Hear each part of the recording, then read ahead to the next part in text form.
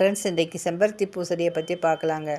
செம்பருத்தி பூக்களும் இலைகளுமே நிறைய மருத்துவ குணம் உடையது. செம்பருத்தி பூவினுடைய இதழ்களை தண்ணியில் இட்டு கொதிக்க வச்சு அந்த கஷாயத்தை குடித்து வரும் பொழுது இதய ஆரோக்கியத்திற்கு ரொம்ப நன்மை கொடுக்குதுங்க.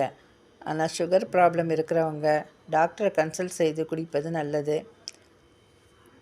பூக்களையும் இலைகளையும் தேங்காய் எண்ணெயில் இட்டு கொதிக்க வச்சு அது தலைக்கு தடவி வரும் பொழுது முடி கருப்பாகவும் அடர்த்தியாகவும் வளருதுங்க.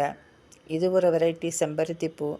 சந்தன கலர் மத்தியில் ரெட் கலர் இருக்குங்க. பார்க்குறதுக்கு ரொம்பவே அழகாக இருக்கும். ஆனால் ரெட் கலர் செம்பருத்தியில் தாங்க நிறைய மருத்துவ குணம் இருக்குது.